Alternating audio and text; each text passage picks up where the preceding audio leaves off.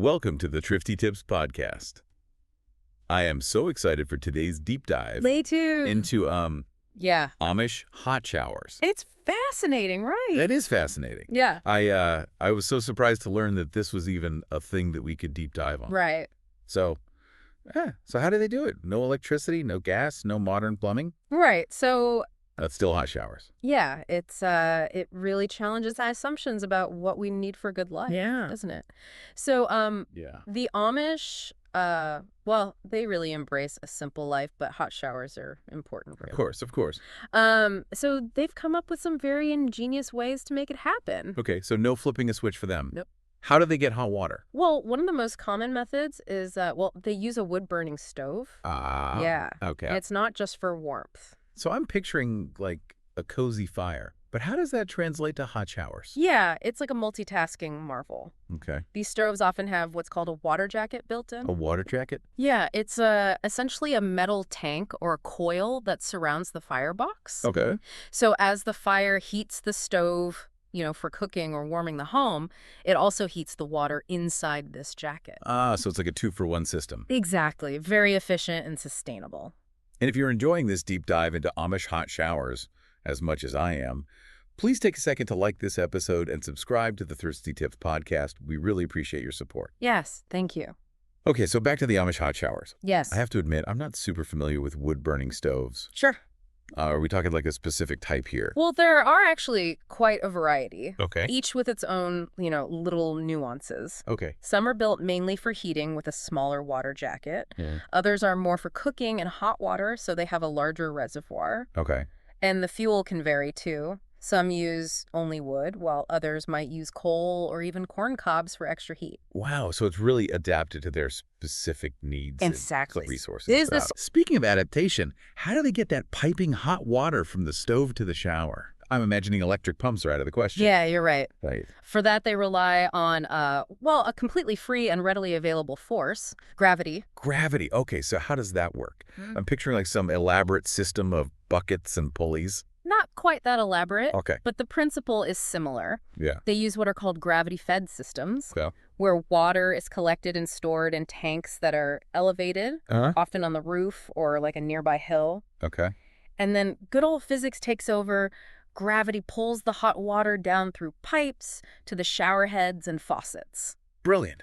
So simple, yet so effective. It is. It's like they're working with nature, Yeah. not against it. Exactly. I love that. Hmm. What happens if, the terrain isn't suitable for a gravity-fed system? That's a good question. Do they have any other tricks up their sleeves? They do. When gravity's not an option, they turn to another time-tested method. Hand pumps. Hand pumps. Yep. Wow, so they're literally pumping the water themselves. They are. That's impressive. It is a bit more labor-intensive, but it really shows their resourcefulness. So they typically have wells on their properties, right? Right. And they use the hand pumps to draw the water up, Yes. then heat it separately? Exactly. All And right. then use it for showers and other needs. It really makes you appreciate the effort that goes into something we take for granted. It does. Now, I know we've been focusing on wood-burning stoves and gravity systems, Mm-hmm. but earlier you mentioned propane. Right. I thought the Amish avoided all modern fuels. That's a common misconception. Okay. While they generally strive for self-sufficiency and limit reliance on, outside systems, Right. they're not completely opposed to all modern conveniences. Okay. Propane, for instance, can be a very practical solution, especially for tasks that require quick heating Yeah. or in situations where wood might not be readily available. So it's about finding a balance between their traditional values and practicality. Precisely. I like that. They're selective in their technology adoption, Yeah. choosing what aligns with their lifestyle and needs. Speaking of selective adoption, this might surprise you, but some Amish communities Hmm. even utilize solar panels. Yeah, pretty interesting. Hold on, solar panels. I thought those were definitely off limits. Right, it seems pretty high-tech Yeah? for a community that shuns electricity. It's all about context, right? It is. The key is that these solar panels are not connected to the power grid. Ah. They're used solely for specific purposes, like water heating, Mhm. allowing them to harness a clean and renewable energy source without compromising their values of independence and self-reliance. Ah, so it's another clever adaptation. They're finding ways to incorporate sustainable technology, but on their own terms. Aids It is really real. challenges those preconceived notions about the Amish being stuck in the past. It- And if you're finding this deep dive as fascinating as I am, don't forget to like and subscribe to the Thrifty Tips podcast. We appreciate it. We'll be back in a flash with even more insights into the world of Amish ingenuity. Yeah, it really does challenge those notions. Okay, so we've covered how they heat the water using wood or propane or even solar. Mm-hmm. And we've talked about how they get it to the shower through gravity or hand pumps. Right. But what about winter?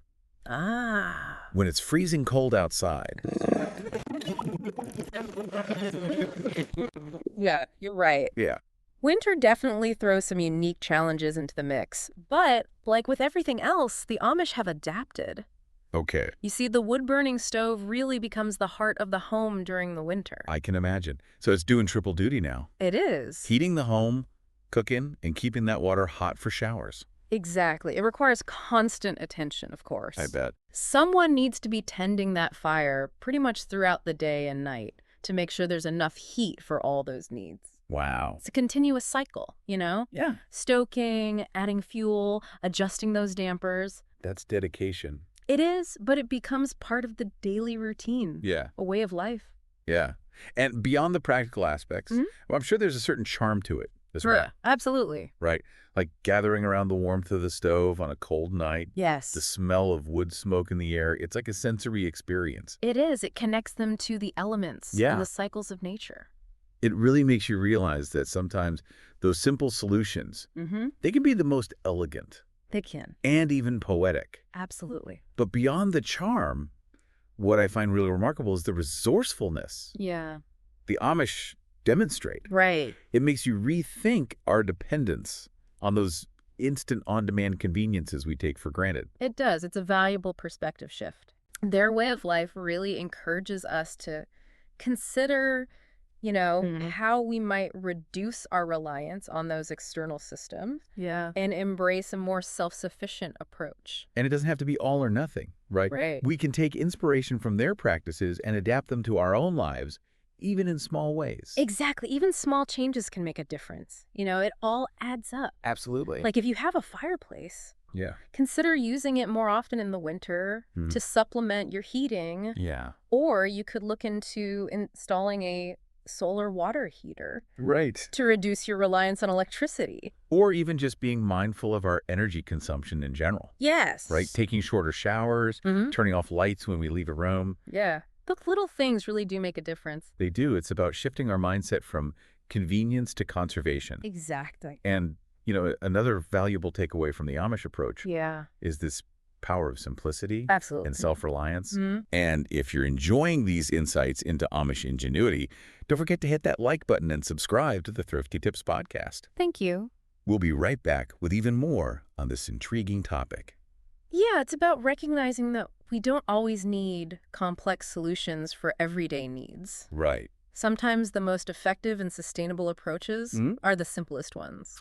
I agree. The Amish show us that you can live comfortably Yeah. and efficiently without being totally reliant on modern technology. Right. They remind us that there's a certain satisfaction that comes from, Yeah.